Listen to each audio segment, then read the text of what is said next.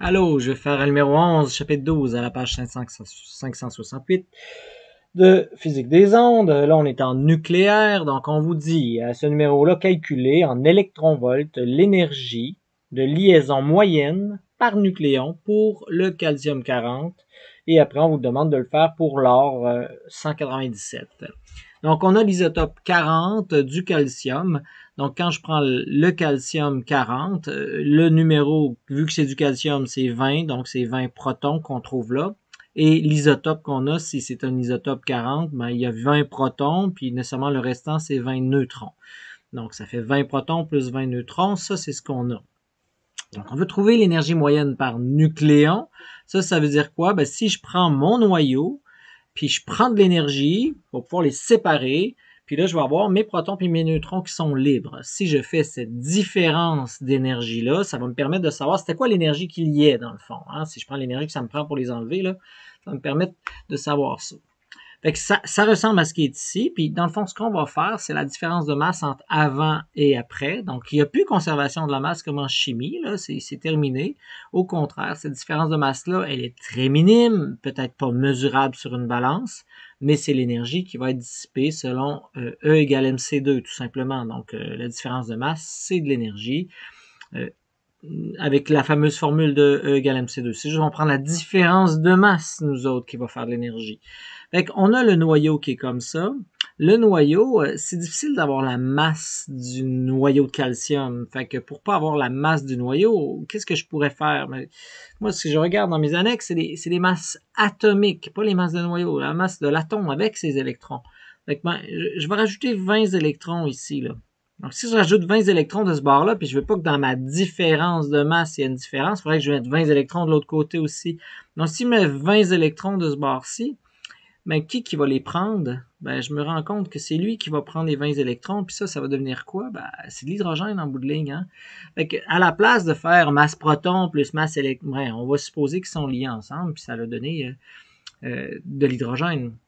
Fait que ici, l'énergie de liaison, je ne sais pas si vous voyez, ce que ça va me donner, c'est ça, hein, si j'isole, ça va être ça moins l'autre, donc ça va être 20 fois la masse de l'hydrogène, plus 20 fois la masse du neutron, moins, ben, dans le fond, la masse du calcium 40. Hein?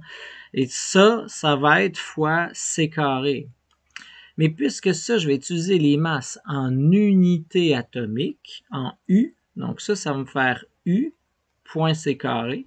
Et on a fait cette conversion-là, le UC carré, là, on a calculé avec des, bon, au lieu de le laisser en joules, on l'a mis en électronvolts, comme vous avez déjà vu. Là, on était capable de travailler en électronvolts à un moment donné.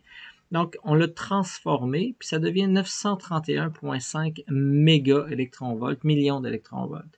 Donc, avec ça, je vais être capable de déterminer l'énergie de liaison. Mais nous, ce qu'on cherche, c'est l'énergie moyenne par nucléon. Donc, l'énergie moyenne par nucléon. Ici, il y a combien de nucléons? Ben, il y en a 40. On va diviser donc par 40. Si je divise par 40, c'est ce que je vais appeler l'énergie de liaison moyenne par nucléon, dans le fond. OK? Donc, c'est ce qu'on va pitonner pour obtenir. Donc, 20 fois. Là, je vais aller dans mon annexe E. Donc, c'est important d'aller dans l'annexe E. Et vous prenez toutes les décimales, on fait attention à la lecture de tout ça, donc il ne faut pas se tromper et faire la dyslexie, là. Donc, il faut vraiment mesurer nos belles choses. Donc là, je vais aller voir l'hydrogène, donc c'est 1.007, j'ai 825,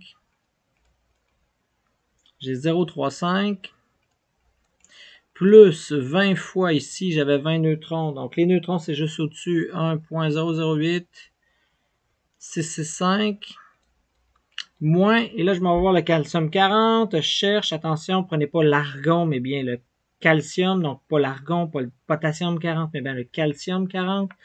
Et quand je prends le calcium 40, je me rends compte que j'ai 39.962 5906. Et ça va être multiplié par 931,5 méga électronvolts. Et le tout va être divisé par 40. Oups. Par 40. Donc, pitonnons le tout.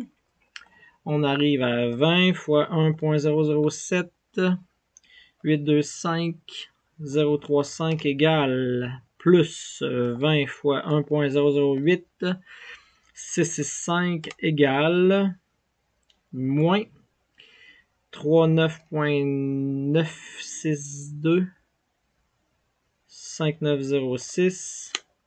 Donc, j'arrive à 0.36. Je vais faire fois 931.5 divisé par 40. Et on obtient 8,55 MeV. Donc, 8,55 mégaélectronvolts. C'était l'énergie de liaison moyenne par nucléon qu'on a dans ce noyau-là.